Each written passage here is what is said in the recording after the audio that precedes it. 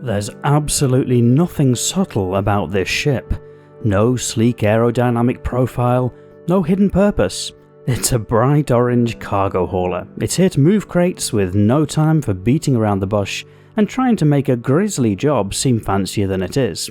So, the question is, how well does the Argo RAFT achieve that? I'm Forrester, and in this video we'll explore the answer to that question by reviewing the currently flyable Argo RAFT, which is described as a medium freight ship. For those of you who've seen other ship reviews on this channel, the format will be familiar. This video is split into 5 sections, starting with a ship tour, assessing combat performance, reviewing handling and visibility, looking at the operating costs before finally summarising. As always, I've included timestamps in the video description in case you want to skip ahead. And if you're one of the 3/4 of people watching who still isn't yet subscribed to the channel, you might consider it, so you can be notified of future Star Citizen videos as they go live. And we'll start the tour of the raft by heading up through the main elevator, which is located on the front side of the ship, slightly to the starboard side. The elevator has 2 options, one which takes you to the lower deck and one which takes you to the upper deck. We'll start the tour with the lower deck. As the elevator rises, you enter into this airlocked front section of the ship. In this section there are 3 other doors, one taking you to the airlock, one to the rear and one to the bridge at the front. We'll start by looking at the bridge space. Here there are 2 seats side by side, one for the pilot and one for the co-pilot gunner. I really like the Argo styling in this room. The airlock section is on the left or port side of the ship. There are 2 doors which allow you to have a proper airlock functionality. In future, the outer airlock is said to be able to dock with some ships or stations, but currently in game that's not possible. Moving to the rear of the lower deck, you enter into the living space. There are 2 beds, as well as a kitchen area and a seating area, and by the seating area there's a window which looks to the outside of the ship. The detail in this area is really nice to see. There are little jars, little mugs and little glasses. Sadly, the view from the window is not fantastic at the moment. There are also 2 lockers which grant access to the ship's inventory. Moving into a room at the side, there's plenty of storage for weapons and armour.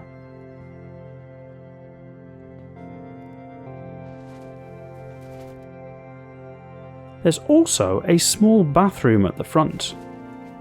This has various switches and gizmos that toggle the various ablutions in and out of the area.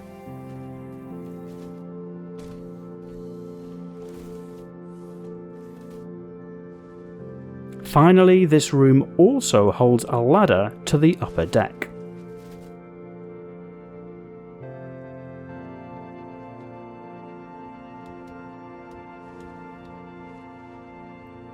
After heading up the ladder, you enter into a small, narrow corridor. At the rear of the ship is a console, which is described as a support station which may be used to help with cargo management in the future. At the moment, it doesn't really do much. Also in this corridor are various shutters which grant access to the various components of the raft.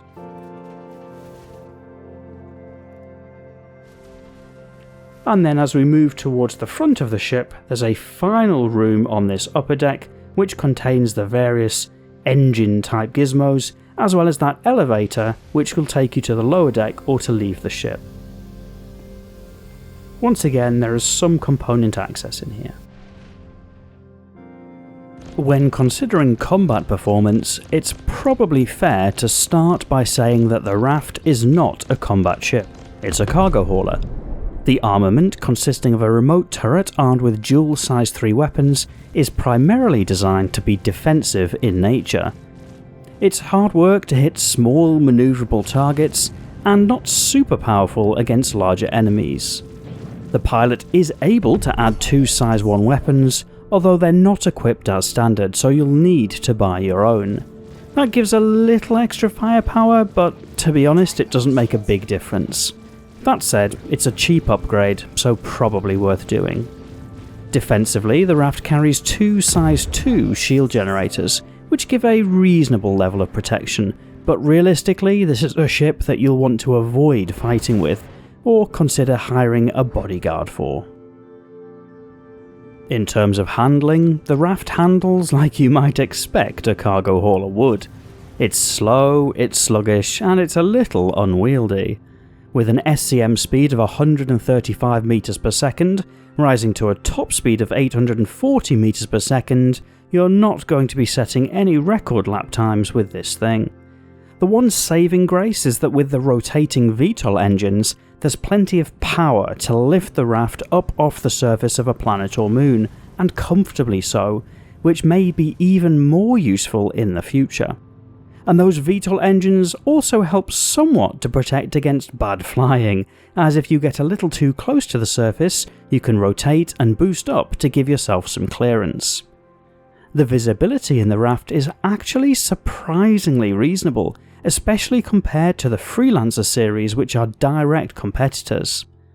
The cockpit is placed right at the front of the ship and low down, meaning you have really clear view of where the front of the ship is when landing. And although there are some support struts and cockpit screens and controls that are visible from the pilot's chair, for the most part you can look around them to be able to see around the front of the ship. The stock quantum drive, you guessed it, is just awful. If I say Bolon, do I need to say more? Although it is incredibly efficient and offers incredible range, which may be more useful when Pyro comes into play, the large quantum fuel stores on the Raft means an upgrade is a really sensible choice if you're planning to haul cargo regularly. Running the Raft isn't particularly expensive. Across repair and refuel, you can probably expect to spend into the hundreds or fairly low thousands, unless you've really drained that quantum tank. And with 96 cargo units of storage, the Raft pitches in the middleweight of lifters currently in the game. It's the kind of level where cargo hauling to make a profit sort of becomes a realistic possibility, and that's good news for the Raft. It also couples well with the Argo Mole, with comparable capacity to the moles for a single load. It's quite possible to run delivery contracts with the Raft, although there isn't super ideal storage place for the boxes to sit in. I'd probably lean towards putting them in the airlock for relatively easy access. And the Raft also offers surprisingly comfortable options for personnel transport, and some of the door controls potentially mean you could have a relatively secure bridge in doing so. Only the most try-hard would want to take the Raft out to do combat contracts. It's really not a great experience, so whilst it's probably possible, and somebody has done it, it's probably not the best use for the Raft. As far as loadout changes go, my recommendation would be to add 2 gimbal size 1 Bulldogs at low cost, and replace the Bolon quantum drive with an XL1, but leave the rest as is. That's because you're buying a rough and ready transport hauler, which does what it says on the tin without needing to go all out with expensive bells and whistles. And the industrial credentials of this ship make themselves known to you, not just in the aesthetics, but in the loud noises that the thrusters make, and the fact that the ship is surprisingly rugged, surviving more than a couple of rough landings in the time it took me to review it. That probably lends some weight to the meaning of the acronym RAFT, being a Reinforced Advanced Freight Transport. I even quite like the vivid, high-contrast orange paint scheme, which is actually quite appealing in different lights. That's not to say there aren't some problems with the ship. Currently, the main lift is incredibly buggy, meaning you have to exit the ship via the airlock and use the ladder to traverse between decks. Whilst there are headlamps on the ship, they're surprisingly weak compared to what you might have expected. And although the airlock talks about being used for docking in the future, I can't help but feel that the placement of that airlock being inset against the hull is going to limit docking options to only ships or stations that have some sort of extending arm or collar. As Reddit was quite happy to point out, the RAFT is a very large ship relative to the amount of cargo capacity, with just those 3 32 SCU crates at the back. In the future, there could be some advantage to that, perhaps in making the loading or unloading easier, or making jettisoning cargo easier, or even giving some meaning to the console at the back of the top deck, but as it stands at the moment, it seems disproportionate. But the RAFT is a surprisingly comfortable ship. The layout is helpful, with the cockpit at the front and the living area not far behind it, and the living area looks great. A couple of beds, a kitchen, and seating area, all making it quite believable that the RAFT could be a decent home away from home. The side-by-side cockpit is nice, and by offering the remote turret, the RAFT feels like a good offering for both a solo player as well as a meaningful experience if you have a co-pilot gunner with you.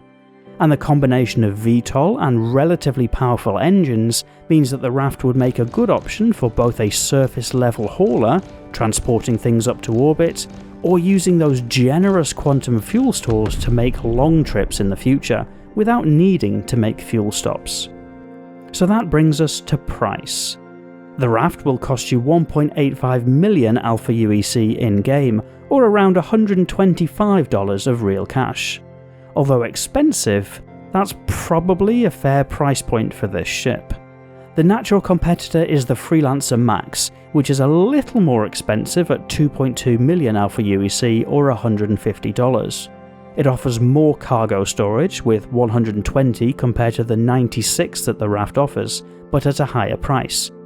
The Freelancer Max is also much better in a combat situation than the RAFT, so would probably do a better job of keeping your cargo safe.